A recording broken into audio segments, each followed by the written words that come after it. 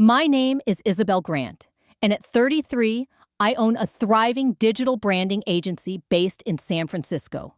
12 years ago, my mother called me a disgrace, slapped me across the face, and threw me out of our Savannah, Georgia home because I refused to marry the wealthy banker she'd picked out for me.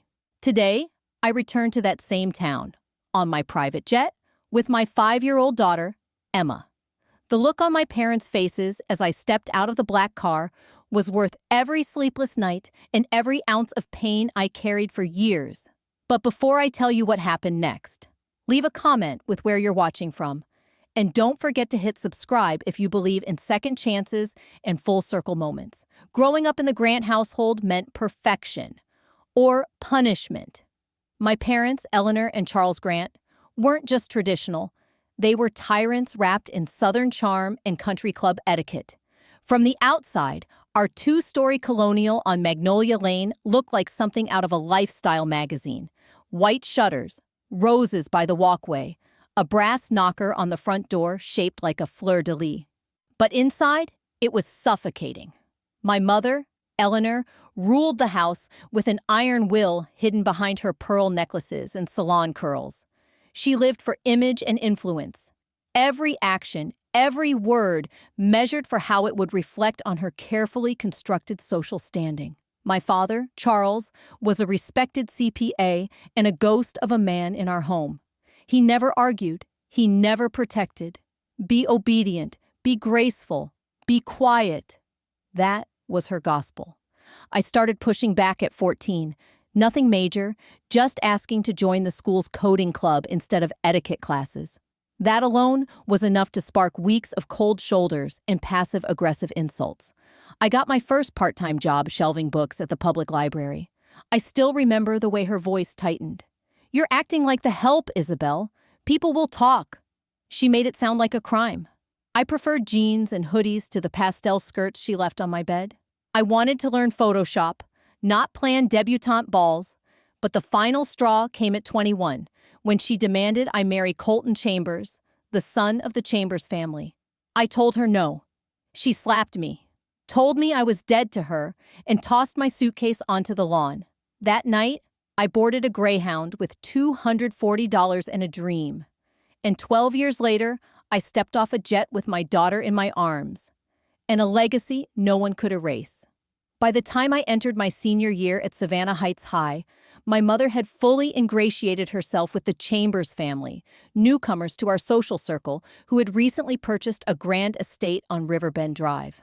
Their only son, Colton Chambers, was 34 to my 18, recently divorced, and the presumed heir to his father's booming Southern construction empire. He had the right background, the right manners, and according to my mother, was God's answer to securing our family's social position. "He's refined, well-traveled, and completely taken with you," she'd chirp after every brunch. "You should feel honored he's showing interest," she'd say, folding my napkin like I was preparing for an engagement, not dinner. But what my mother romanticized as attention, I recognized as deeply disturbing. Colton's gaze at those garden parties lingered just a little too long. His compliments, always about my looks, never my mind, were delivered with an oily smile that never reached his eyes. His accidental brushes against my back made my stomach twist. Meanwhile, I nursed secret dreams. Dreams that didn't involve pearls and property deals. I wanted to study brand strategy and entrepreneurship. I spent late nights reading about creative business schools on the West Coast, memorizing acceptance rates, deadlines, and scholarships. I stashed brochures for Stanford, UCLA, and Berkeley under my mattress like forbidden magazines. With money earned from tutoring and organizing kids' birthday parties, I paid for 7 college applications, completely behind my parents' backs. The day that envelope from Berkeley arrived, I stood in my bedroom, fingers trembling as I read the word, "Congratulations." It felt like freedom printed in black and gold. I tucked the letter in my desk drawer, barely daring to breathe. That same evening, my mother floated into the kitchen, glowing like royalty. "The Chambers are coming for dinner Saturday, for a very special occasion," she beamed. Then came the part that chilled me. "This is the moment I've raised you for." You'll see why everything I did was necessary. The rest of the week was surreal. She scheduled a fitting for a pale pink dress and booked a blowout appointment at her stylist's salon. Her sudden tenderness only made the dread settle deeper in my chest. That Friday night, I passed their bedroom on my way to the laundry and heard hushed voices. "She's just a girl," my father muttered. A flicker of courage. "Nonsense!" my mother snapped. "I was 19. Besides, the Chamber's offer will help with your promotion at the firm. Isabelle will be fine. Everyone wins." Everyone. Except me. I backed away from their bedroom door, heart pounding in my chest. They weren't planning a wedding. They were finalizing a business agreement, and I was the asset on the table. By Saturday evening, the dining room gleamed beneath the antique chandelier. Crystal goblets, our heirloom china, and polished silverware caught the soft candlelight. My mother had overseen every detail with obsessive precision. I sat stiffly in a dusty rose dress, hands clenched tightly in my lap to hide the trembling. The Chambers family arrived precisely at 7. Colton followed his parents with that insufferable, self-assured smirk. Objectively, he looked the part. Tall, dark blonde hair, strong jawline, and a tailored suit that screamed magazine cover. But his icy gray eyes held no kindness. He placed a small velvet box beside his glass, flashing me a wink that turned my stomach. "Isabelle," he said, leaning in to kiss my cheek and letting it linger. "You look absolutely stunning tonight." Dinner crawled forward like a nightmare. Talk of markets and mergers filled the room, peppered with vague nods to the future and joining our families. Every bite turned to sand in my mouth. My mother beamed, radiant in her success. My father sat mostly silent, sipping his scotch, only occasionally glancing my way, guilt flickering behind his eyes. Then, after the dessert plates were cleared, Mr. Chambers tapped his glass with a spoon. "Well," he said with a smile, "perhaps we should move on to the true purpose of this evening." My mother nodded eagerly, her face flushed with anticipation. Colton rose smoothly from his seat and walked toward me.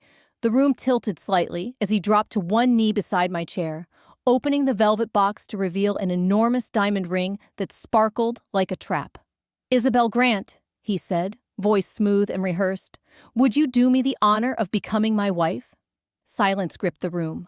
All eyes turned to me, my mother brimming with hope, my father resigned, the Chambers looking smug. Colton wasn't looking at me like someone in love. He looked like a man closing escrow.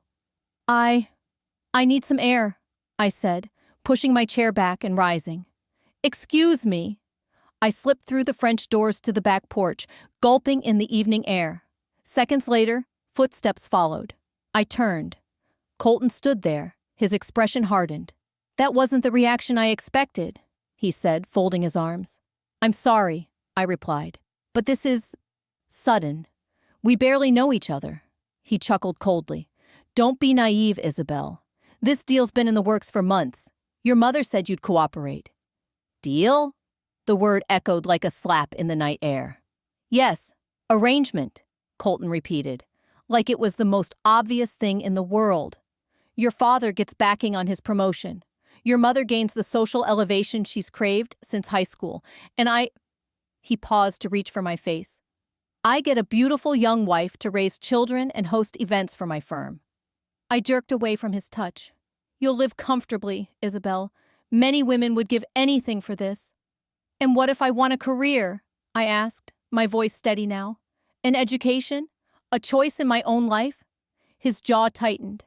"My wife won't need to work. Cooking classes might help with entertaining, but beyond that, school's unnecessary. As for your future," he gestured toward the velvet box, "I am your future." In that moment, I saw it. My life reduced to cocktail dresses, charity galas, and children raised by nannies. My ambition, my dreams, suffocated beneath expectations I never agreed to. "No," the word came out like breath after drowning. "I won't marry you."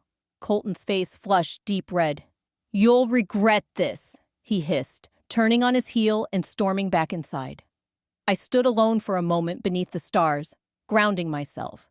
Then I stepped back into the house. The mood had shifted. Mr. Chambers was helping his wife into her coat while she whispered sharply to my mother. My father hovered by the archway, hands in his pockets, eyes on the floor. As the front door closed, sealing away the arrangement they had tried to force, my mother spun on her heels. "What have you done?" she spat, her voice trembling with fury. "Do you have any idea what you've just thrown away?" I lifted my chin. "A lifetime of misery. I won't be treated like a prize or a possession. I deserve the right to choose." "Possession?" she repeated, appalled. "You ungrateful child. Colton Chambers is one of the most eligible men in Georgia. He would have given you everything. Status, security, a name. Everything I spent years building for you. If that comes at the price of my freedom, I don't want it." Her face twisted into something cold and unfamiliar. "This is about those college applications, isn't it?" Her voice dropped into a sneer. "Did you really think I wouldn't find them? That I wouldn't see the letter from Berkeley?" My stomach turned. She had gone through my things. "I want to study business," I said quietly. "I want a future that I create." "You're a disgrace!" she exploded, her carefully curated poise unraveling. "You've ruined everything. The Chambers will never speak to us again. And your father's career? Destroyed because of your selfishness." But all I felt was relief. I looked to my father, desperate for something. Support, hesitation, anything. But he only stared at the floor. "I'm sorry you feel that way," I said softly, "but I won't change my mind." The slap came without warning. Her palm struck my cheek with a sharp crack, snapping my head to the side. My skin flared with heat as tears filled my eyes, not from the pain, but from the shock. "Get out," she whispered. Her voice was low, cold, and final. "If you're too good for the life we've worked to give you, then leave. Let's see how far your independence gets you." "Eleanor," my father said, voice faltering, "she's only 18. "She's made her choice," my mother snapped. "Now she can live with it." I stood there, one hand cradling my burning cheek, stunned into stillness. "You don't mean that," I said quietly. "Pack your things and get out of my house," she replied, already turning her back on me. "You're no daughter of mine." I walked upstairs in a daze. I pulled out my school backpack and packed it with the essentials. Some clothes, my toothbrush, the acceptance letter from Berkeley, and the emergency cash I'd saved from tutoring. Around $200. When I returned to the foyer, my mother was gone. My father stood at the front door, face pale, his hand resting on the doorknob. "Dad," I whispered, "please, don't let her do this." He hesitated, then pulled out his wallet. He handed me 3 folded bills, $300. "This is all I can do?" he said, barely meeting my eyes. "I'm sorry, Isabelle." Then, with one quiet motion, he opened the front door to the rain-slicked night. I stepped past him, the door clicking shut behind me. I stood on the front porch of the only home I'd ever known, rain soaking through my dress, my cheek still burning from my mother's slap. And for the first time in my life, I realized I was completely alone. I began walking, cold water clinging to my skin, each step taking me farther from the world I'd been forced to live in, and closer to the unknown. My phone buzzed in my pocket. Somehow, she hadn't thought to take it. With trembling fingers, I made the only call I could. "Audrey? It's Izzy. I need help." Audrey Miller had been my best friend since 5th grade.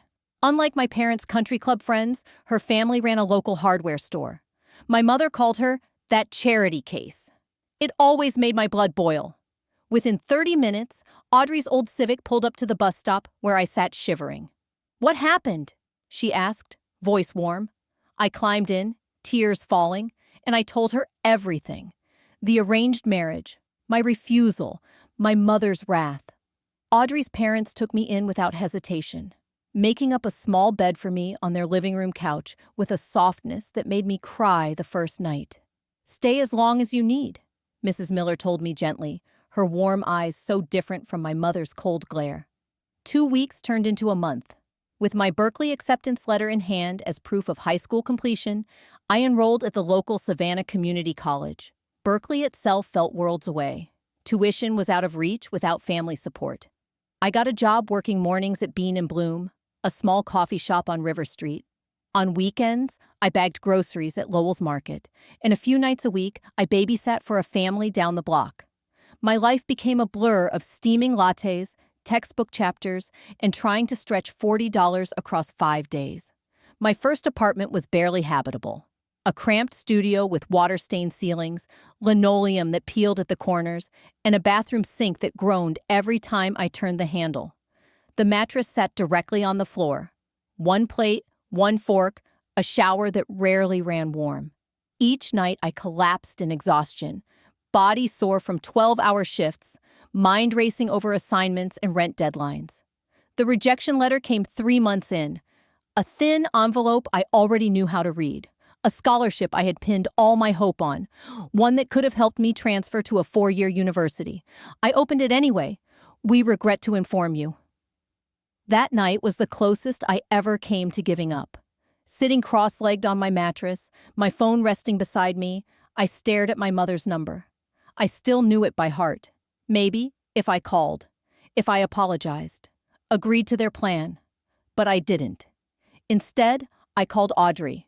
She picked up after one ring. "You've come too far to crawl back now," she reminded me gently. "Remember why you left."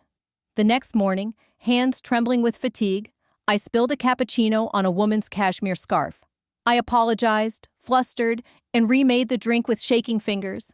She watched me quietly. "Rough night?" "Rough few months," I admitted. Her name was Elaine Carson, and she was the marketing director for a mid-sized firm downtown. Something about our interaction must have struck a chord, because she came back the next day. And again. On her third visit, she handed me a business card. "We've got a junior assistant opening. No experience required. Just someone sharp with grit. Interested?" That moment didn't just change my week, it changed my life. I continued taking night classes at Savannah Community College, gradually shifting my focus fully to business and marketing. At the same time, Elaine Carson became more than a boss. She became the mentor I hadn't known I needed. She noticed how I lingered over the campaign briefs, asked thoughtful questions during strategy meetings, and stayed late to observe how projects evolved. 6 months into the job, I nervously presented her with a mock-up for improving the company's sluggish social media engagement. To my surprise, she implemented several of my ideas. "You've got sharp instincts, Isabelle," she told me after the numbers began climbing. "Keep honing them." My first promotion came when I worked a solid week of late nights helping salvage a campaign for a major retail client. The raise was modest, but enough for me to quit the grocery store job and focus more energy on school. 18 months later, I was promoted again. With that came a slightly better apartment. No roaches, functioning plumbing, and a window that actually locked. There were still hard days, plenty of them. Like when a pipe burst, soaking my textbooks, or when I came down with the flu and couldn't afford to miss a shift, or the nights I saw pictures of high school classmates on Instagram in graduation caps from Vanderbilt, Duke, or USC, while I was still stitching together credits one night class at a time. But every obstacle I cleared added another brick to the foundation I was building. That frightened 18-year-old who stood in the rain outside her childhood home was evolving into a woman who created her own future. The memory of my mother's slap and my father's silence never fully faded, but they no longer dictated my worth. 3 years after I left home, I finished my associate's degree. Elaine took me to dinner at a rooftop bistro overlooking the river to celebrate. When I hesitated over the champagne menu, she waved me off. "My treat," she smiled. "And I've got an ulterior motive." She pulled out a printed offer letter. She had created a new position just for me. A role with more creative input, responsibility, and strategy involvement. When she quoted the salary, I nearly dropped my glass. "You've earned this," she said firmly. "And I have a feeling you're only getting started, Isabelle." That night, I sat at my kitchen table, staring at the offer letter beneath the soft glow of a thrifted desk lamp. For the first time, I believed I wasn't just surviving. I was building something real. And several years, and countless late nights later, I stood in an auditorium wearing a cap and gown. I'd finally earned my bachelor's degree in business administration, transferring my credits and finishing while working full-time. I had made it, on my own terms. The road had been longer than the average student's path, but I did it, debt-free, with hands-on experience and a resume that already included campaign results and team leadership. In the crowd, Elaine stood clapping and cheering louder than anyone as I crossed the stage in my cap and gown. The 2 seats I had left open for my parents remained empty. I hadn't invited them. Some wounds go too deep to patch with ceremony. 2 weeks later, Elaine called me into her office. She shut the door gently behind me and motioned for me to sit. Her face was unreadable. "I've watched you grow for years," she began, fingers laced on her desk, "and I've come to a difficult conclusion." My heart dropped. I braced myself for the worst. "You've outgrown us." I blinked, confused. "Your ideas are too bold for what we can realistically implement here. You need to build something of your own." I let out a nervous laugh. "With what? My glamorous marketing assistant salary?" She didn't smile. Instead, she pulled out her checkbook and slid a slip of paper across the desk. $50,000. "This isn't a gift," she said firmly as I stared in disbelief. "It's an investment. 15% equity." "I believe in you, Isabelle." My hand shook as I accepted both the check and the challenge. I registered Grant Strategies, found a tiny subleased office above a bridal shop downtown, and launched a boutique firm focused on helping small businesses build effective digital strategies, clients that larger agencies often ignored due to limited budgets. The first 6 months were brutal. I worked 18-hour days, juggling every role: account manager, strategist, content creator, even janitor. I learned hard lessons about contracts and boundaries. 2 clients dropped me early on, and for a moment, I thought I'd fail. The breakthrough came with a campaign I built for a struggling local bakery. I rebranded their online presence and launched a 3-week social blitz that increased their foot traffic by over 300%. The owner was over the moon and told every small business owner she knew. Suddenly, I was turning away work. I hired Lisa, a brilliant new graduate who reminded me of myself. Then came Devin, a copywriter, and Nina, a graphic designer. By the end of our 2nd year, Grant Strategies had grown to 8 employees. We moved into a proper office space, and I repaid Elaine's investment in full, though she remained on as an equity partner. It was during a pitch meeting for our largest client yet that I met Michael Reynolds. He owned a chain of eco-conscious home stores and wanted to go national. After my presentation, he smiled and said, "I like how you think. You get that marketing isn't just selling. It's about building relationships with customers who share your values," Michael had said that day. We landed the contract, and over the next few months, I worked closely with him to craft his brand's national expansion strategy. As the meetings turned into late-night calls and planning sessions morphed into laughter over shared playlists and favorite documentaries, our professional partnership began evolving into something more. We discovered a mutual love for obscure nature films, local hiking trails, and spirited debates, ranging from environmental policy to the superior method for making pizza dough. By the 3rd dinner, that had nothing to do with client metrics, Michael paused over dessert and asked, "Can I kiss you?" The fact that he asked, that he honored my space and didn't assume, told me everything about the kind of man he was. From that moment, our relationship unfolded with the same intentionality and care that defined both our careers. Michael never shrank from my ambition. He celebrated it.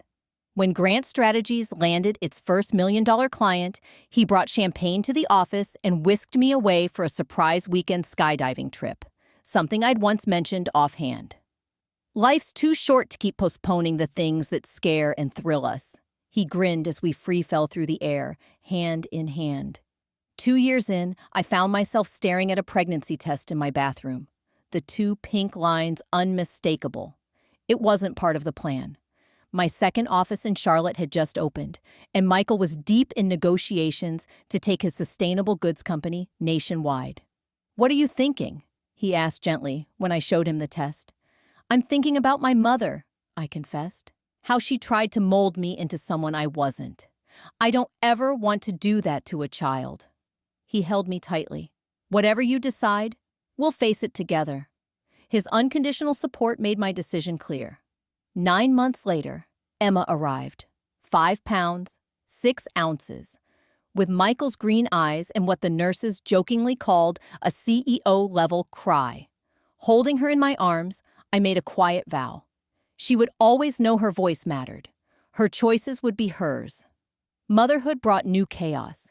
I turned a supply room at the Savannah office into a nursery. My team, now 25 strong across 2 cities, quickly adapted to brainstorming sessions, interrupted by baby giggles, or wails. Michael adjusted his schedule to be home more often, becoming not just a father, but a partner in every sense. When Emma turned 2, Michael proposed one ordinary Tuesday after dinner, elbow deep in dishwater. No diamonds, no flash, he said, offering a simple gold band. Just you, me, and our family. We married in a quiet ceremony by the river. Elaine stood beside me as matron of honor, and Audrey flew in from Seattle, tears in her eyes and laughter in her hug. If you've ever fought to build a life on your own terms, hit subscribe and stay with me, because what happened when I returned to the town that once turned its back on me is something you won't want to miss. Emma toddled down the aisle, gleefully dropping flower petals, and occasionally popping one into her mouth.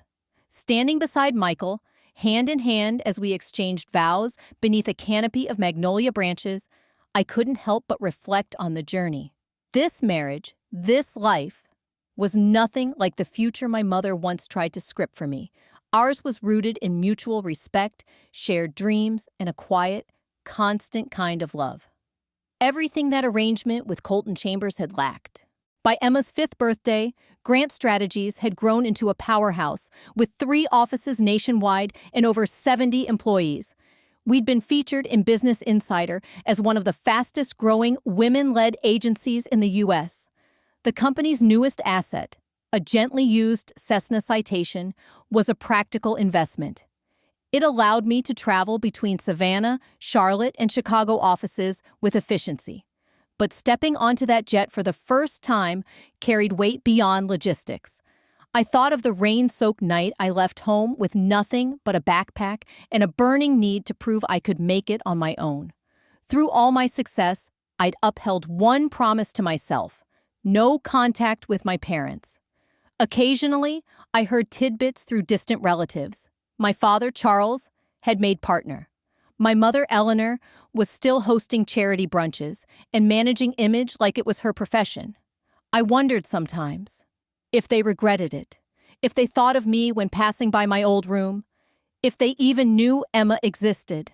I was beginning to believe that part of my story was closed forever, until an unexpected email arrived from a distant cousin. My father had undergone emergency heart surgery. The note didn't ask me to visit. It simply said, "I thought you'd want to know." That night, after tucking Emma in, I sat out on our patio, glass of wine in hand, eyes fixed on the stars. "What's on your mind?" Michael asked, settling beside me. "My father could have died," I said quietly, "and I wouldn't have known until it was over." He nodded. "Does that bother you?" I exhaled slowly. "Yes, not because I'm ready to forgive, but because they don't even know they're missing someone like her in their lives."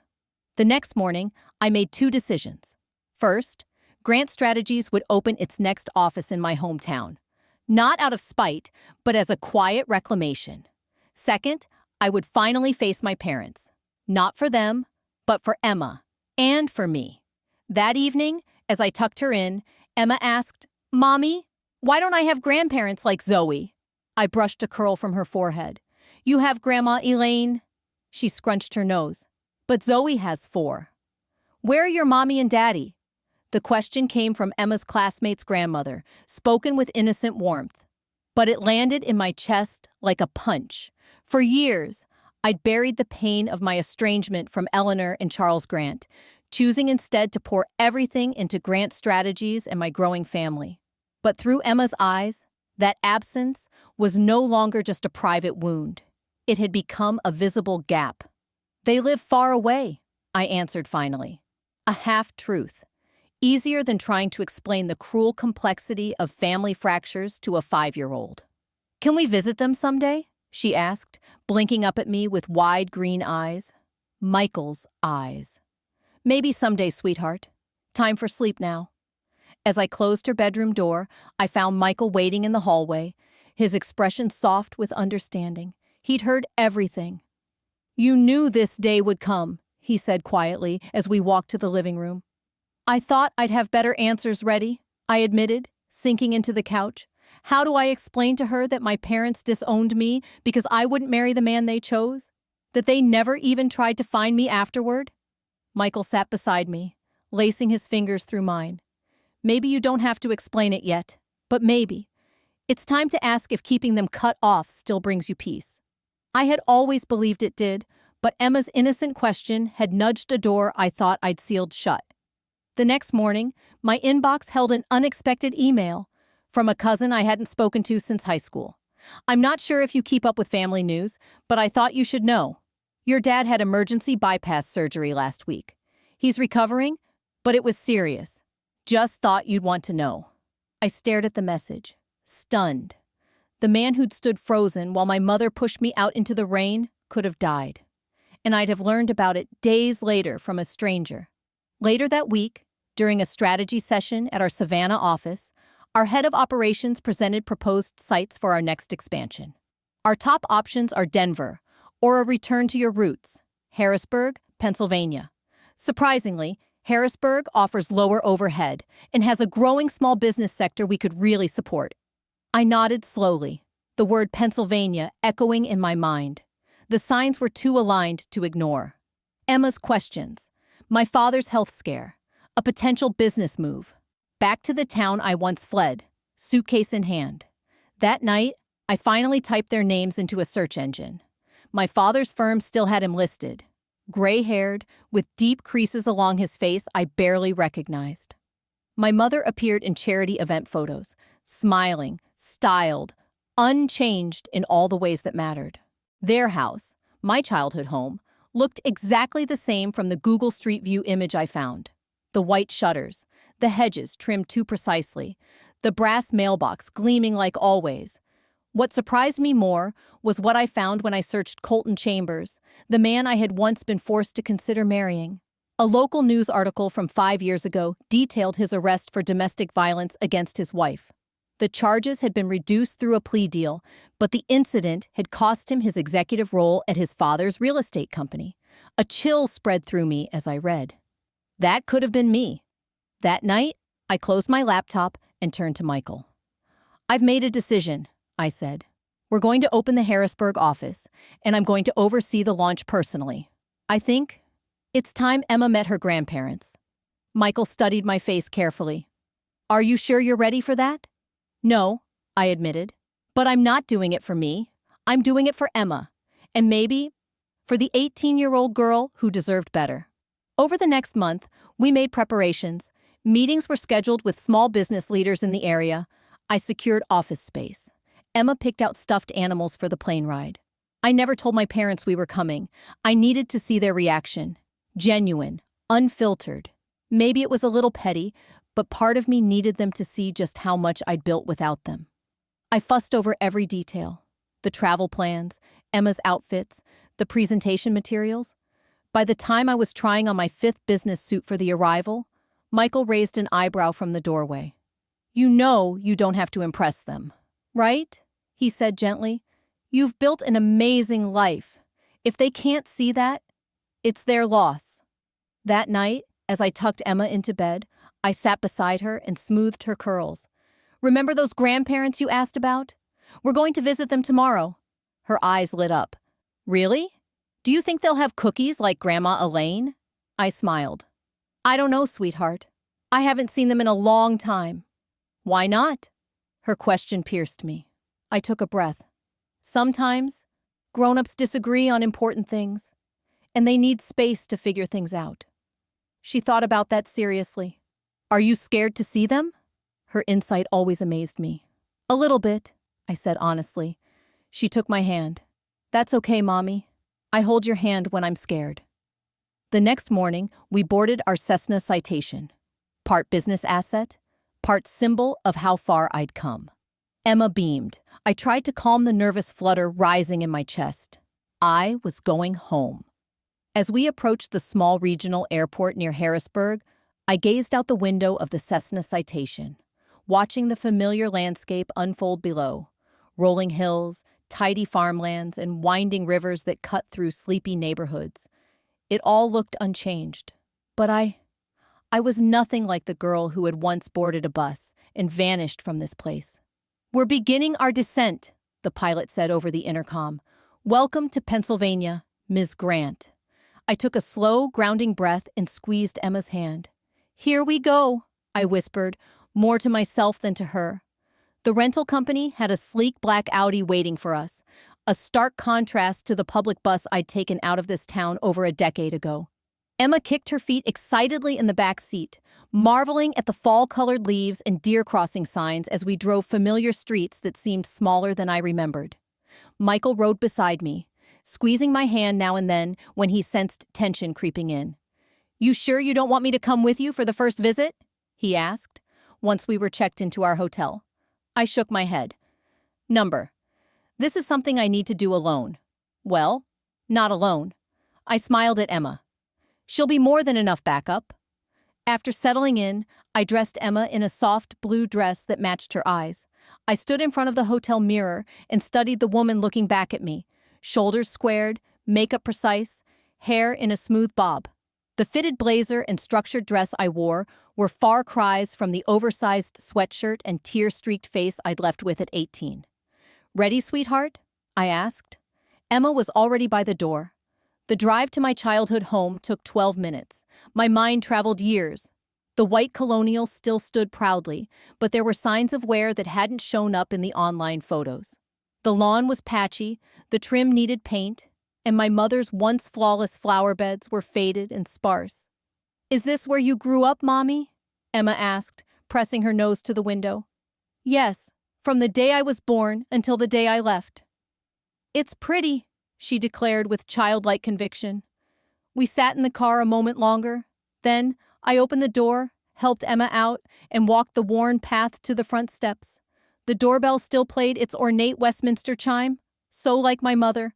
The door opened slowly. My father stood there, thinner than I remembered, a cardigan draped over his shoulders. His expression faltered between disbelief and awe. "Isabelle?" he whispered. "Hi, Dad," I replied, my voice steady, though my hands trembled. His gaze drifted to Emma, who peeked at him from behind my leg. "Who's at the door, Charles?" came my mother's voice, followed by the sharp click of heels. She appeared and froze in place, hand flying to her chest. I met her gaze and said calmly, "I thought it was time for a visit. And for you to meet your granddaughter."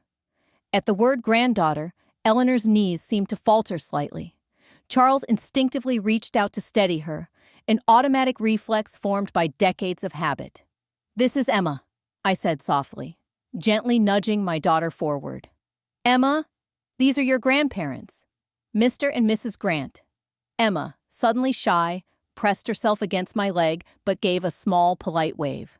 Would you like to come in?" my father asked, voice stiff but genuine as he stepped aside.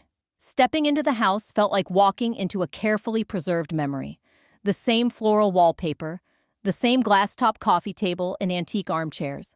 The family photos still hung on the wall, except I quickly noticed my senior portrait was missing. Only the slight wear on the upholstery and a layer of dust gave away the passing of time.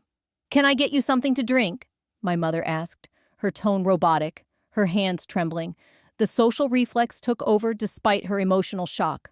"Apple juice for Emma would be perfect. Just water for me." She nodded and disappeared into the kitchen. My father gestured awkwardly toward the living room. Emma spotted a crystal unicorn on the coffee table and reached toward it. "Sweetheart, please don't touch that," I warned gently. "It's fragile."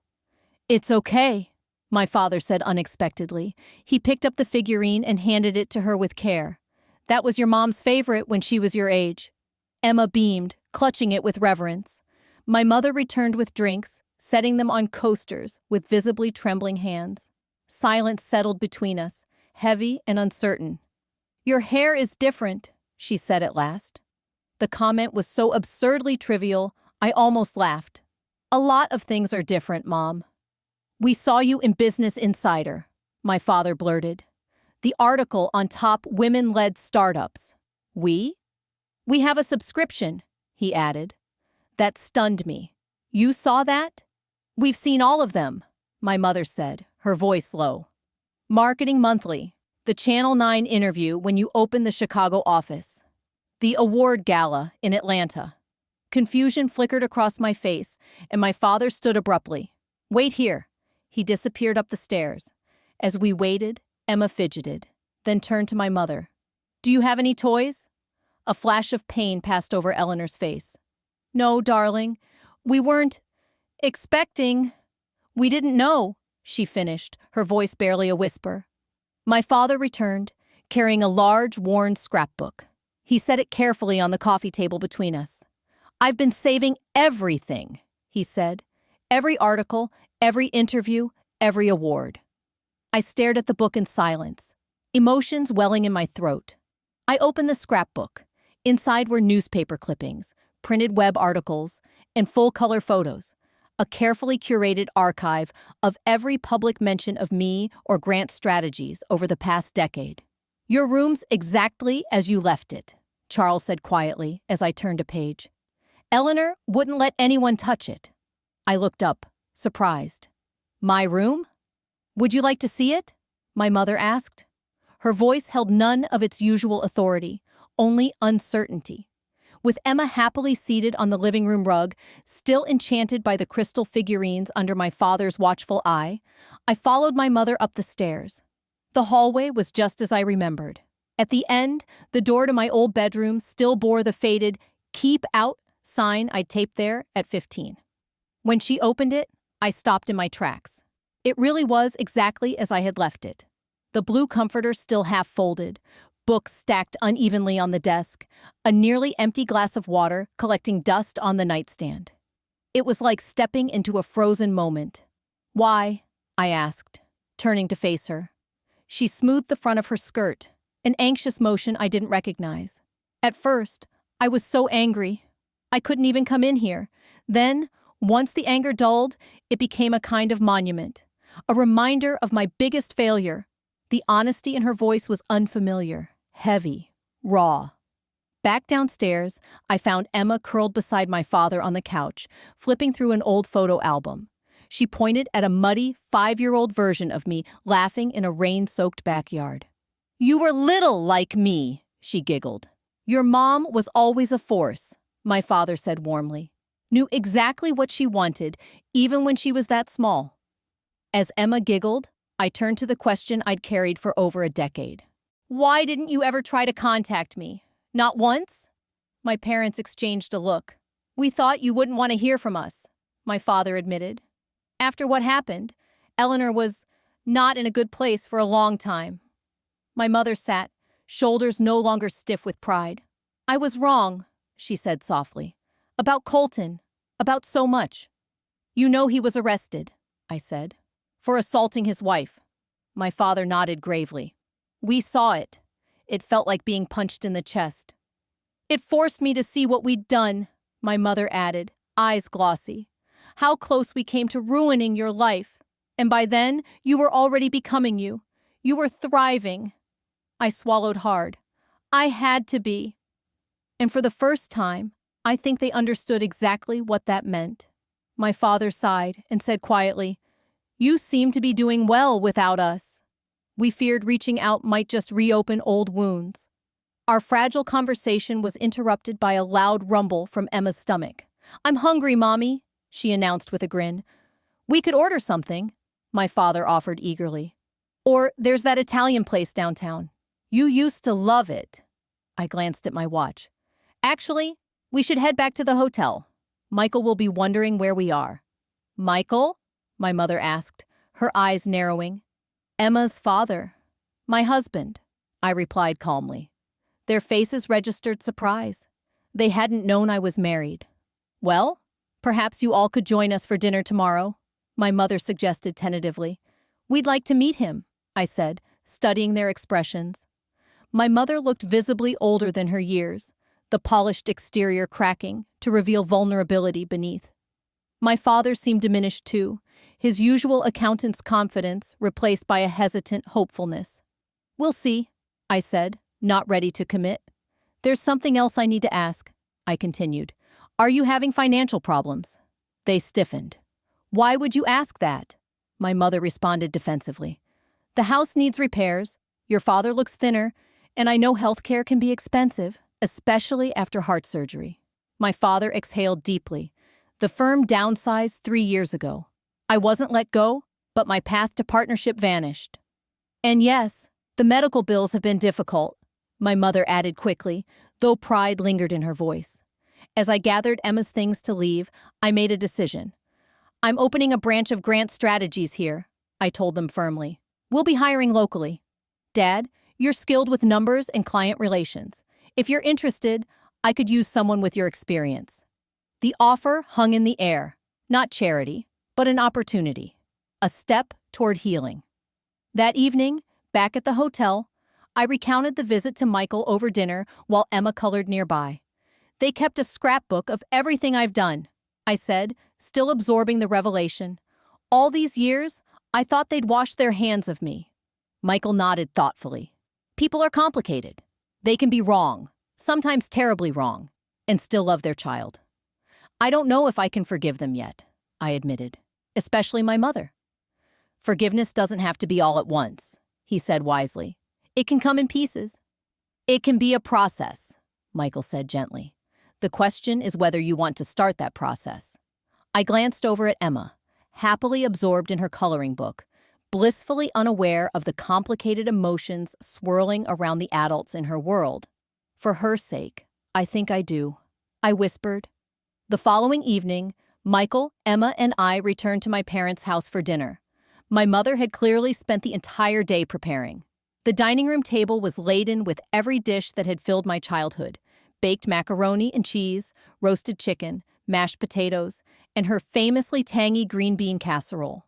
My father approached first, extending a tentative hand toward Michael.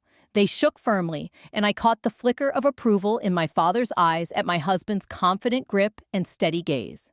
"We've prepared the good china," my mother announced, though her voice betrayed a thin veil of anxiety. I interrupted gently. "Actually, let's use the everyday dishes. With a 5-year-old, it's safer." The small rebellion, displacing my mother's meticulously planned dinner, hung in the air for a moment. Then she nodded slowly, the old control loosening just enough. "Of course, you're right." That simple concession, so unlike the iron-willed mother of my youth, spoke volumes about how much our dynamics had shifted. Dinner conversation remained carefully polite, skimming around the deep, unresolved tensions that still hovered between us. Oblivious to the undercurrents, Emma charmed her grandparents with stories of kindergarten adventures and her favorite stuffed animals waiting back home. "She's remarkable," my father remarked, watching Emma count to 100 with animated enthusiasm. "You've done a wonderful job with her." "We have," I corrected softly, taking Michael's hand across the table. "We're equal partners in parenting." "Just like we are in everything else," Michael added. My mother's eyes flickered between us, observing our easy rapport with a wistfulness I hadn't seen before. After Emma was tucked into the guest room upstairs, the 4 adults gathered in the living room for the conversation we couldn't have in front of her. "I'd like to establish some ground rules," I began, business negotiation skills quietly guiding me. "If we're going to have any kind of relationship moving forward, I need certain boundaries respected." My parents nodded, my father leaning forward with attentive interest, my mother clasping her hands tightly. "Emma is being raised to make her own choices," I continued firmly. "You will never pressure her about who she should be or what she should do." "Of course," my father agreed without hesitation. "Second," I said, "Michael and I make decisions about our family as equals. Our marriage is a partnership, not a hierarchy." My mother's lips thinned, but she nodded. "I'm offering your father a position at the new office," I added. "He's qualified, and we need someone with his skills. This isn't charity. It comes with the same expectations I have for all my employees." The room held its breath. This was just the beginning. "I understand," my father said, sitting up straighter, "and I appreciate the opportunity. I won't disappoint you." The stiffness between us began to ease as Michael shared stories about our life together, carefully weaving in my accomplishments without rubbing my parents' faces in what they had missed. By the end of the evening, we agreed on regular video calls with Emma and monthly dinners whenever I was in town, overseeing the New Harrisburg office. As we prepared to leave, my father pulled me aside, his voice faltering. "Isabelle, I need to say this. I failed you. When your mother and I sent you away, I should have stood up for you. I was a coward, and I've regretted it every day since." The apology I'd waited 11 years to hear washed over me, loosening a tight, painful knot I'd carried far too long. "Thank you for saying that," I replied, voice trembling. My mother's apology came months later, with more difficulty. During a tense dinner filled with her passive-aggressive remarks about Emma's lively spirit, I finally confronted her. "Mom, if this relationship is going to work, you need to acknowledge what happened and take responsibility for your part." She stiffened, old defenses rising. "I've already said I was wrong about Colton." "That's not enough," I pressed. "You threw your 18-year-old daughter out into the night with nowhere to go because she refused to follow your plan. You need to understand how deeply that hurt me and how it might never fully heal." The silence stretched until Michael gently took Emma outside to gaze at the stars, giving us space. When my mother finally spoke, her voice was stripped of polish and pretense. "I was terrified," she admitted. "I thought I was protecting you from mistakes, from the hard life I had before marrying your father. I thought I knew best." She looked up, tears glistening. "I was so wrong, Isabelle, and I'm so sorry for the pain I caused." It wasn't a perfect apology, but it was genuine. Perhaps the first truly honest conversation we'd ever had. In the months that followed, slow changes took root. My father thrived in his role at Grant Strategies, using his financial acumen and client skills to become a valued team member. My mother began volunteering to help with Emma when we were in town, gradually respecting the parenting boundaries Michael and I set. I suggested family therapy, and to my surprise, they agreed. The sessions uncovered generational wounds I'd never understood. My mother's own strict upbringing, my father's childhood shadowed by an alcoholic parent. Healing had begun.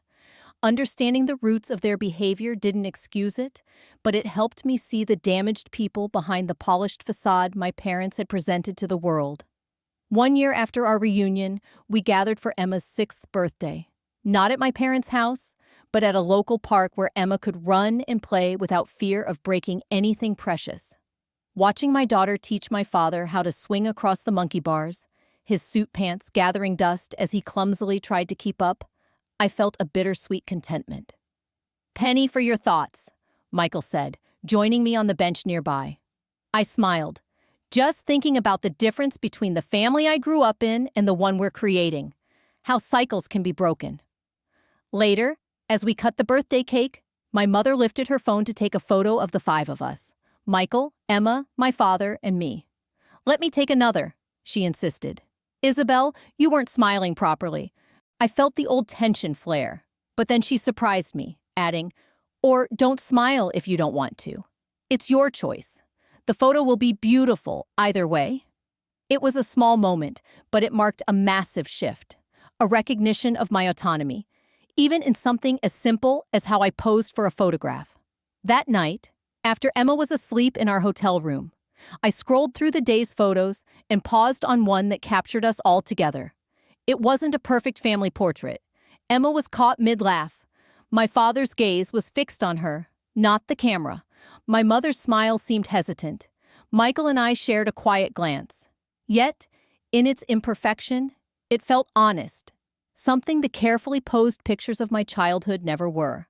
My journey from that rain-soaked night 11 years ago to this moment had been paved with struggle and triumph beyond what my 18-year-old self, or my controlling mother, could have imagined. The wounds of the past hadn't completely healed. Perhaps they never would, but they had transformed into something new: strength, and a determination to create a better legacy for my daughter. The true success story wasn't the private jet or the thriving company. It was the freedom I had fought so hard for, the right to chart my own course, to make my own mistakes, and to build a life rooted in mutual respect instead of control. And the knowledge that Emma would grow up knowing her voice mattered, and that her choices would always be her own. If you've ever faced tough family choices or stood up to rewrite your own story, I'd love to hear from you. Drop a comment below sharing your own experiences or words of encouragement. It means more than you know. Every story of resilience reminds us we're not alone, and your support helps me keep telling these real journeys. Remember, life's hardest battles often shape our strongest selves. It's okay to set boundaries, walk away from toxic relationships, and choose your own path, even if it feels scary at first. Growth isn't linear, and forgiveness doesn't have to be immediate. Give yourself grace to heal in your own time. If this story inspired you or gave you hope, please hit subscribe so you won't miss the next chapter. Together, we can build a community of strength and understanding. Your voice matters, just like mine, and every day is a chance to take control of your life and create the future you deserve. Stay brave, stay kind, and always believe in the power of your own story.